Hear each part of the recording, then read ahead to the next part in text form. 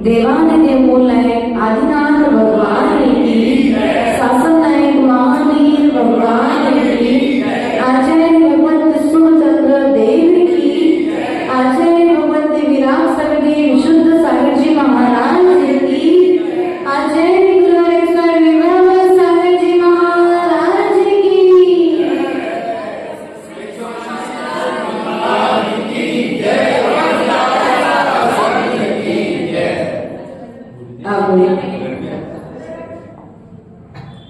यहाँ पर राजा सैनिक और रानी चिड़िया मणिमाला नाम के जो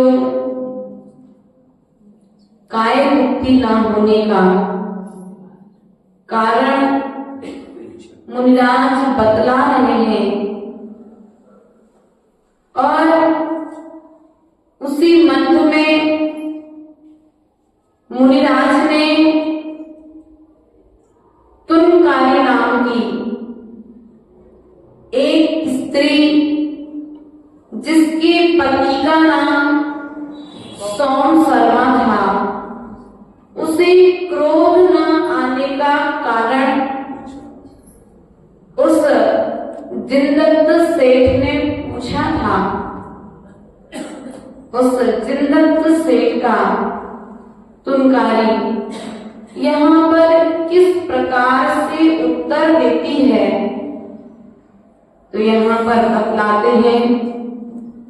जब जिंदत सेठ तुनकारी के पास में पहुंचा और उसने पूछा, बहन मैंने तुम्हारे 3 घड़े तेल गिरा दिया, लेकिन फिर भी तुम्हें क्रोध न आया, इसका कारण क्या है? सुबह तुनकारी बोली, भैया मैंने क्रोध का फल चख लिया है, सो अब मुझे क्रोध नहीं आता है। इसी नगर में आनंदपुर नाम का नगर, उस नगर में मेरे पिता शिव शर्मा मेरे 8 भाई और 8 भाइयों के मध्य में मैं एक लौती बहन थी। मुझे मेरी माँ, पिता और भाई, समाजजन,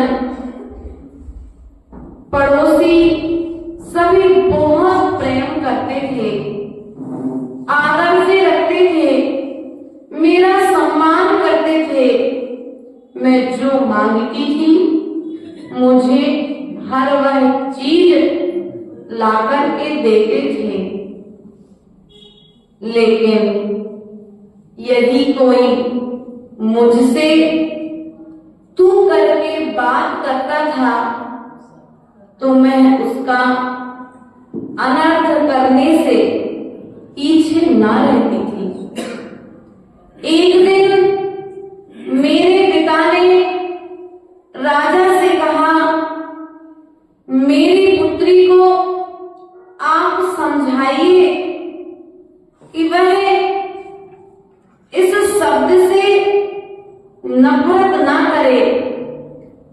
मैं भी राज दरबार में विराजमान थी, तब मैंने राजा के सामने ही सबसे कह दिया कि जो भी मुझे तू करके बात करेगा, मैं उसका इसी राज दरबार में अनर्थ कर डालूंगी। पिता ने राजा से कहा, राजन, आप नगर के समस्त नगरवासियों को समझाइए कि इसे तू करके बात ना करे। पहले तो सोचा कि बेटी को समझाया जाए, लेकिन बेटी तो समझने वाली नहीं दिख रही थी। तो पिता ने फिर राजा से दूसरा निवेदन किया कि आप प्रजा को आदेश कर दीजिए कि मेरी बेटी को कोई भी तू करके बात ना कर। लेकिन कोई मानता नहीं था, सब उसे तू करके बात करते थे और दिन भर आए दिन घर में झगड़ा होता रहता था, लड़ाइयां होती थी, वह लोगों को अपशब्द कहा करती थी। ये बंधुओं, यदि संतान हठीली हो तो पिता का कलेजा दुखी हो जाता है। कितना समझाए हठीली संतान के लिए। अब लेकिन दिनों दिन बेटी बड़ी होती चली जा रही थी। अभी तक छोटी थी, लड़ती थी, झगड़ती थी, जवाब देती थी, तो बात छोटी है, बचपना है करके निकल गई।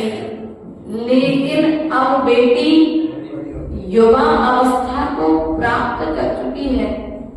इसका विवाह कैसे होगा यदि इसने अपना स्वभाव परिवर्तन नहीं किया?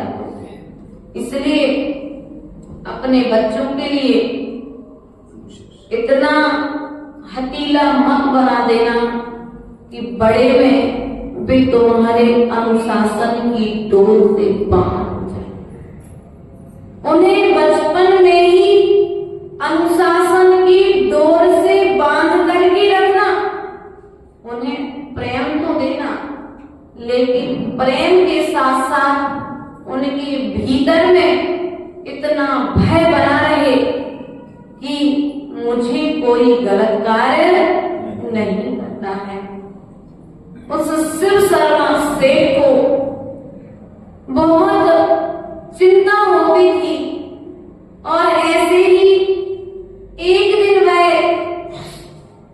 बाजार गया और बाजार में बहुत सारे जुआरी जुआ खेलने वाले एक साथ जुआ खेल रहे थे और जुआ खेलते खेलते सोम शर्मा अपना सारा धन उस जुआ में हार गया। जैसे ही वह अपना सारा धन उस जुआ खेलने में हार गया, उसने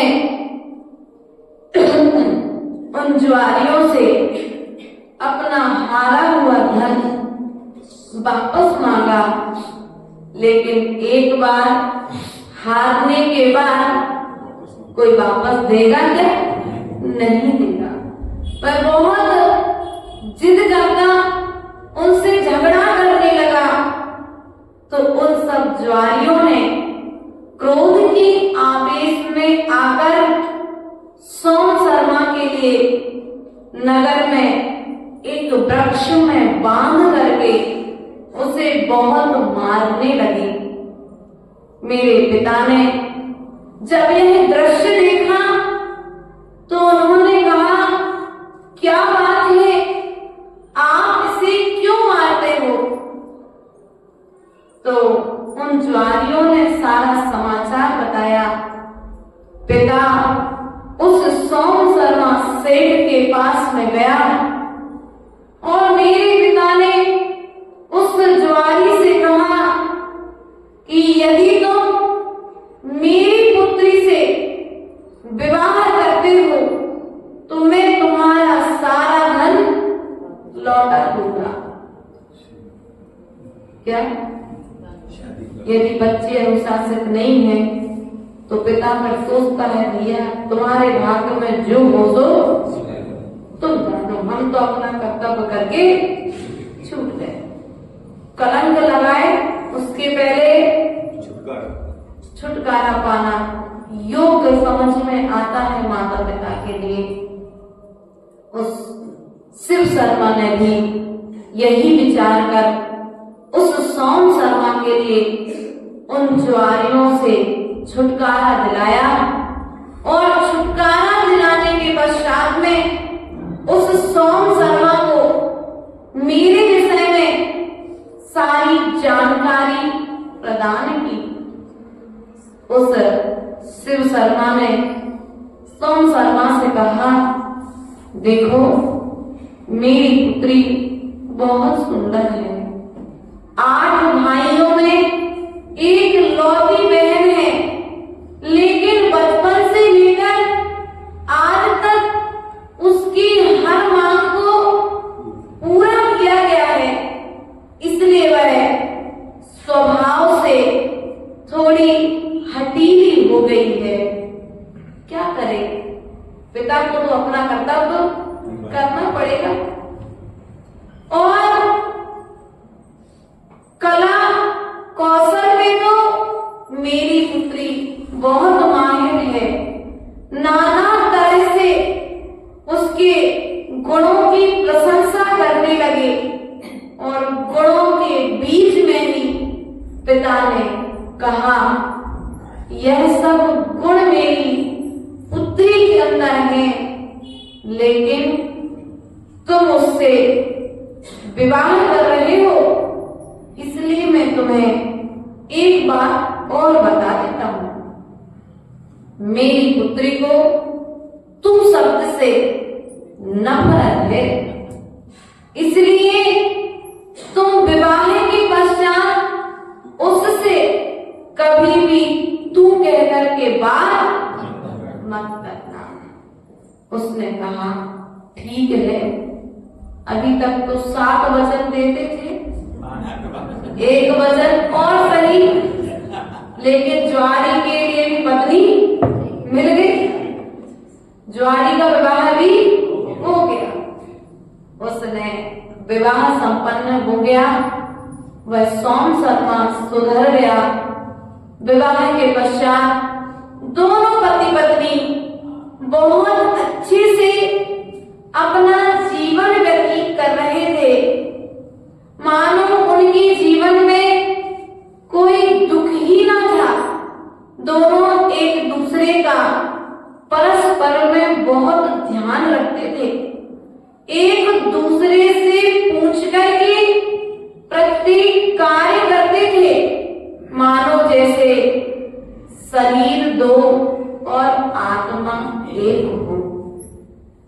एक दिन किसी कारणवश उस सोम शर्मा के लिए नगर से बाहर जाना पड़ा और जैसे ही सोम शर्मा नगर से बाहर गया और आते समय नगर में कुछ नृत्य गान चल रहा था। आते समय रास्ते में वह उस नृत्य गान को देखते हुए लेट हो गया, समय पर घर पर ना पहुंचा और जैसे ही वह घर के दरवाजे पर आया, उसने बहुत दरवाजा बजाया। मैंने अर्ध निद्रा के वशीभूत होकर के पहले तो दरवाजा ना खोला, लेकिन बार बार दरवाजा बजाने पर मेरी निद्रा तो खुल गई, लेकिन क्रोध के मारे इतनी रात्रि को कहां पर थे, इतनी लेट कैसे हो गए। नाना तरह के विकल्प मेरे भीतर में चलने लगे। सो मैंने क्रोध के आवेश में आकर के दरवाजा न खोला। जब मैंने दरवाजा ना खोला तो मेरे पति ने दरवाजा बजाते बजाते उन्होंने कह दिया, तू गेट खोलती है क्या?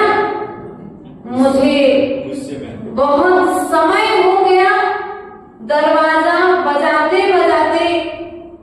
मैं तुम्हारा पति दरवाजे पर खड़ा हूं। नाना तरह के शब्द कहकर के मैंने दरवाजा खुलवाने की चेष्टा की। दरवाजा ना खुला, लेकिन जैसे ही तू शब्द बोला,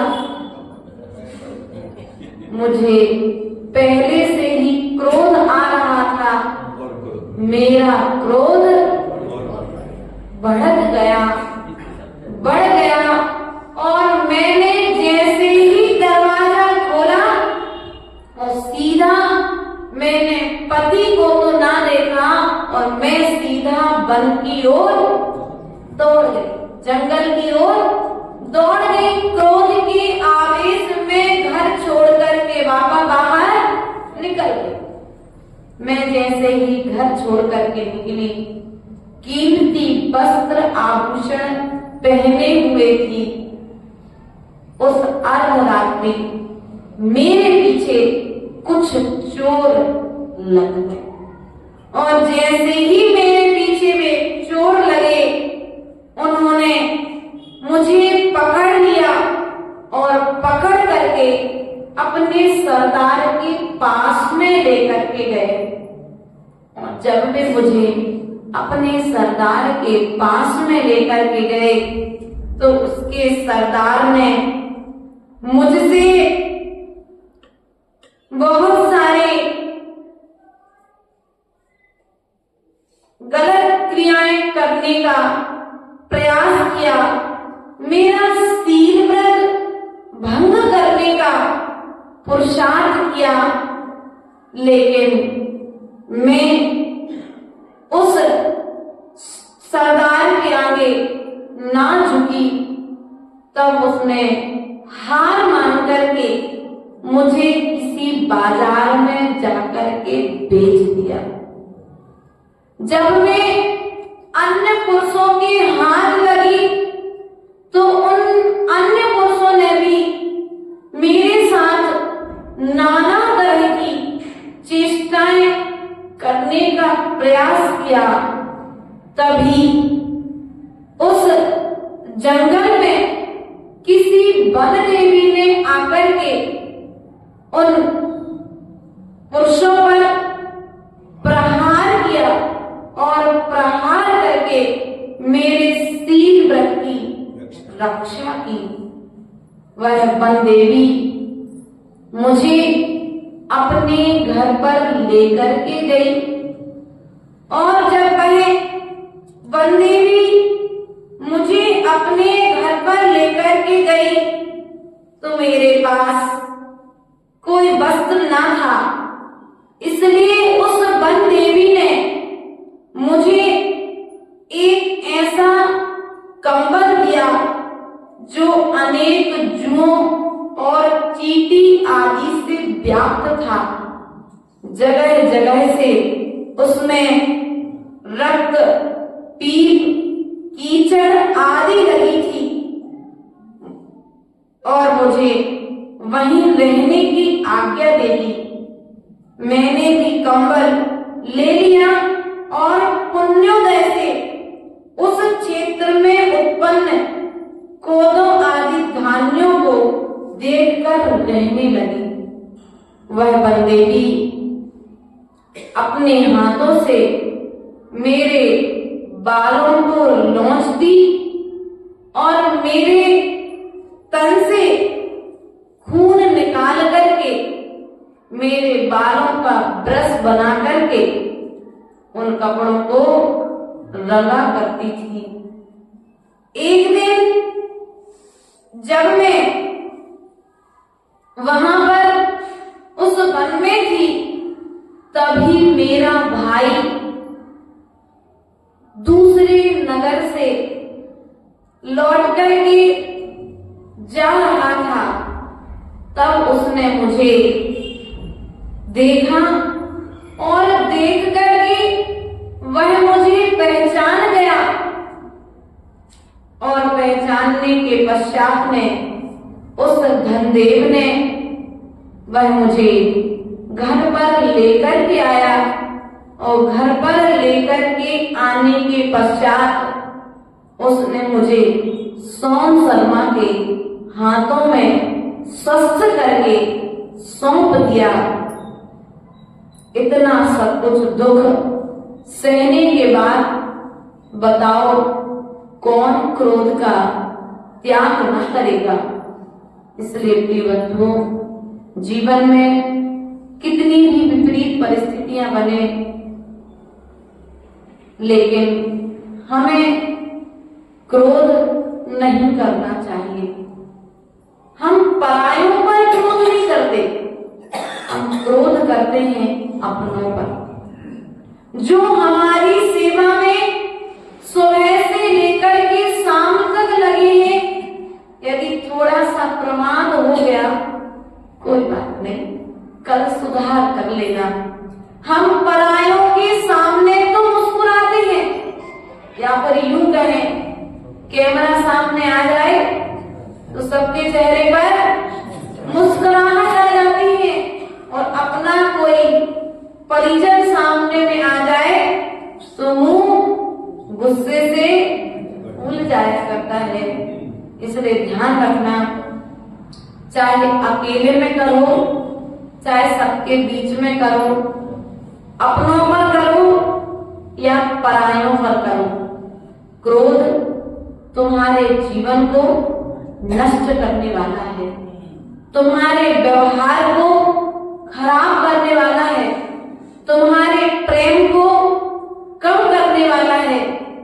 जैसे विष किसी भी स्थिति में खाया जाए वह मरण को देने वाला ही होता है, उसी तरह यह क्रोध जानना चाहिए कि यह क्रोध अपनों पर किया जाए चाहे परायों पर किया जाए, यह भी हमारे जीवन को नष्ट करने वाला है। ऐसा आचार्य भगवंत ने यहाँ पर तुलकारी के क्रोध की कहानी को मणिमाला मुनिराज ने रानी चेतना और श्रेणी कुमार के लिए सुनाया है। अब पुनः वे क्या यहाँ पर कहेंगे, इस बात को हम यहाँ पर समझने का प्रयास और पुरुषार्थ करेंगे। बोले महावीर भगवान की जय।